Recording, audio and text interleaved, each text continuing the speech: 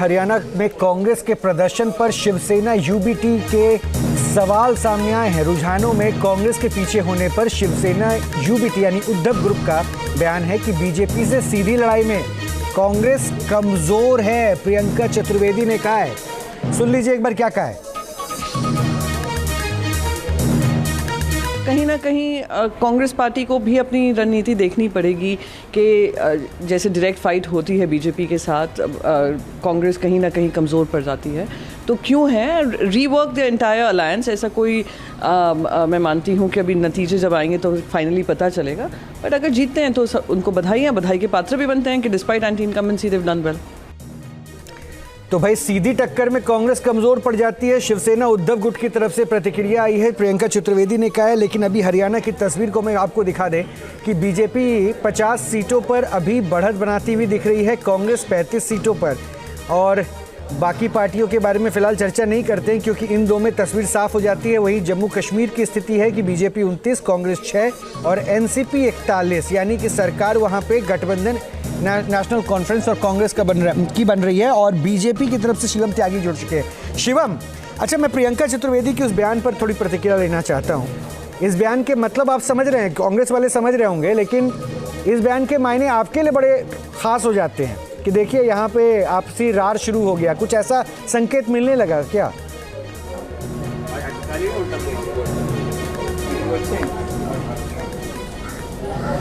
नहीं, मुझे लगता है कि इंसान को मित्र तो बनाने चाहिए, लेकिन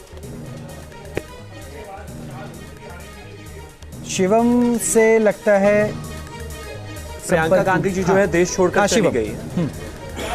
शिवम फिर से बोलिए। आपको आवाज आ रही है? हाँ, शिवम प्लीज बोलिए। आपको आवाज आ रही है मेरी? Thank you. मैं ये बोल रहा हूँ कि मैंने कहा इंसान को मित्र बनाने चाहिए, पॉलिटिकल पार्टीज को मित्र बनाने चाहिए, लेकिन इतने भी टेम्परेरी ना हो कि स्थितियां ऐसी हो जाएं। मतलब कम से कम शाम तक का तो इंतजार किया होता, लेकिन ये सिर्फ टवल होना ही था, हर कोई इंतजार कर ही रहा है। अगर हम बात करें खास तौर पे कि अरविंद केजरीवाल के साथ में क्या स्थिति रही है, कांग्रेस वालों की लगातार मतलब सटो मत वाली स्थिति में वो रहे हरियाणा में। पहले कहा कि भाई गठबंधन होने वाला है, फिर नहीं होने वाला है। समाजवादी पार्टी के साथ भी एक अपडेट आपको दे दूं, एक अपडेट आपको दे दूं, उस पर अपनी जवाब को पूरा कर लीजिएगा। एक अपडेट खाली दे दूं आपको कि घाटी में आपने कितना काम किया नहीं किया, लेकिन आपके दावे थे, आपकी पार्टी के दावे थे।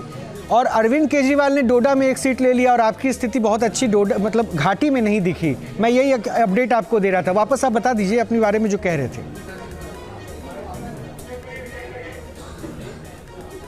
नहीं, अच्छा है, मैं मानता हूं कि कोई भी पार्टी अगर इस देश में चुनाव लड़ती है तो कहीं ना कहीं संभावनाएं बनती है। एक सीट अगर उनको मिली है उसकी बहुत बहुत शुभकामनाएं उनको।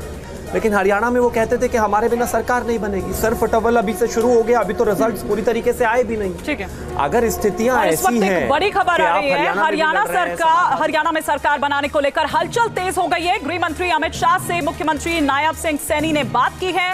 नायब सिंह सैनी ने जेपी नड्डा से भी फोन पर बात की है। तो बैठकों का दौर जो है एनके सर और मनोज सर, एनके सर पहले आपका रिएक्शन क्या, वो शुरू यहां पर हो गया है। लेकिन किस तरह से देखें, इधर यहां अलग बैठक हो रही है, लेकिन उधर धर्मेंद्र प्रधान और मनोहर लाल खट्टर के बीच बैठक हो रही है। ये क्या दिखा रहे हैं? ये देखिए उसी का रिएक्शन है जो धर्मेंद्र प्रधान मिले हैं खट्टर से। तो ब्रॉड एक अंडरस्टैंडिंग शायद बीजेपी की ये बनी है कि नॉन जाट ने हमें वोट दिया है और इसलिए खट्टर को हम दोबारा ला सकते हैं। ये एक मैसेज हो सकता है जो कि बीजेपी देना चाहती हो। जाहिर है नायब सैनी उस पर रिएक्ट कर रहे होंगे और वो गए होंगे अमित शाह के साथ, जिताया मैंने और मुलाकात खट्टर से आप कर रहे हैं।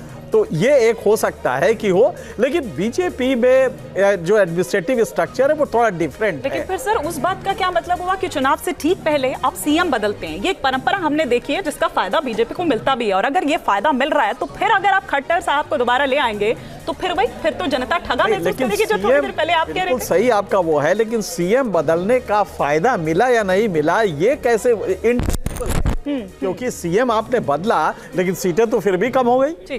तो सीटें कम हुई हैं तो क्या वो प्रयोग गलत था?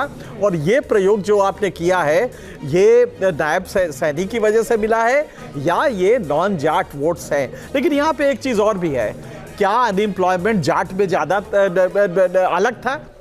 अनएम्प्लॉयमेंट तो जाट को भी, महंगाई जाट के लिए भी था, किसानों की दिक्कत जाट के लिए भी थी, नॉन जाट के लिए भी थी। इसलिए ये जो माइक्रो एनालिसिस हम करते हैं ना, सेलेक्टिव एप्रोप्रिएशन ऑफ फैक्ट के साथ, कि कुछ अपने लॉजिक के लिए फैक्ट्स ले लिए, इससे ये होगा नहीं। हाँ, एक बात जरूर है कि जो सुबह का आपने देखा, जो कांग्रेस कह रहे कि धीरे कर दिया है, कोई कारण नहीं है कि धीरे करके, क्योंकि एंड रिजल्ट का धीरे और तेज से मतलब बिल्कुल नहीं। ठीक बात। एक रिजल्ट 10 बजे आ सकता है, एक रिजल्ट 2 बजे, बिल्कुल ठीक बात है। लेकिन उससे रिजल्ट बदलेगा नहीं, तो इसलिए कांग्रेस का ये बहुत बचकाना था कि उसने वो रिएक्शन किया। हाँ, इस रिजल्ट के बाद कांग्रेस की बार्गेनिंग पोजीशन काफी कम हो जाएगी। असेंबली इलेक्शंस में कांग्रेस से यही कहा जाएगा कि भाई तुम्हारे लाने से मुझे कोई फायदा वायदा तो मिल नहीं रहा है। तो ये एक कांग्रेस के लिए महाराष्ट्र इलेक्शन में एक कमजोरी आएगी, जिसको कि एनालाइज करना पड़ेगा कांग्रेस को। और अब हो सकता है कि कांग्रेस उस डोमिनियरिंग पोजीशन में ना रहे जिसमें कि अभी तक वो थी, वो ना रहे। और महाराष्ट्र से भी, क्योंकि आने वाले टाइम में वहां पर भी चुनाव है मनोज सर, और वहां की प्रियंका चतुर्वेदी जो पुरानी सहयोगी उनकी रही हैं, वो ये सीधे सीधे यहाँ पर कह रही हैं, वो पहले ही बता दे रही हैं कि कांग्रेस जीत ही नहीं सकती है बीजेपी से, डायरेक्ट फाइट, कमजोर है वो। हाँ, आप देखिएगा कि लोकसभा में लोकसभा इलेक्शंस में महाराष्ट्र में कांग्रेस नंबर 1 पार्टी थी, और शिवसेना के जो टोटल नंबर ऑफ सीट्स हैं उनसे कम थे। तो लेकिन विधानसभा में शिवसेना का, उद्धव ठाकरे का लेकिन क्लेम ज़्यादा सीटों का है, क्योंकि उनका कहना ये है कि रीजनल की असेंबली में और रीजनल में शिवसेना की पकड़ ज़्यादा है, और ख़ास तौर से मुंबई, ठाणे, ये जो सारा का सारा जो एरिया है, इस बेल्ट में उनका होल्ड काफ़ी अच्छा है। तो वहाँ एक टेंशन अभी कांग्रेस के बीच में और शिवसेना के बीच में है, और आज के इस रिज़ल्ट के बाद मुझे लगता है कि शिवसेना की पोजीशन वहाँ काफ़ी ज़्यादा स्ट्रांग होगी।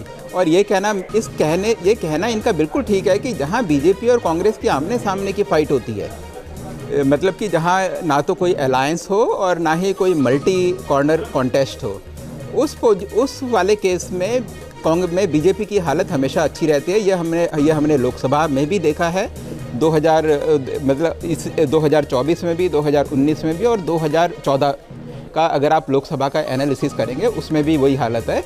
और अगर हम स्टेट इलेक्शन की बात करें, मध्य प्रदेश की हम बात करें, राजस्थान की बात करें, जहाँ की 1-to-1 फाइट थी, वहाँ भी अगर आप देखें तो बीजेपी की परफॉर्मेंस बहुत अच्छा थी।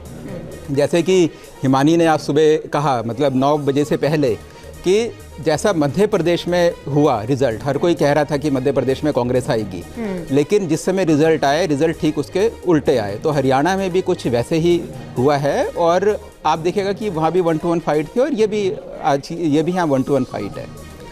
अच्छा, एक अपडेट और दे दे, ये बड़ी जानकारी मिल रही है कि नायब सैनी थोड़ी देर में प्रेस कॉन्फ्रेंस करने वाले हैं। अब इसको जीत के साथ जोड़ के देखेंगे या फिर वो पावर एक बार अपना शो करना चाहेंगे, उसके मायने बाद में निकालेंगे, लेकिन इस बम्पर जीत के बाद जनता का धन्यवाद करेंगे। न्यूज नेशन अब व्हाट्सएप पर खबरों की ताजा अपडेट के लिए न्यूज नेशन के इस QR कोड को स्कैन करें।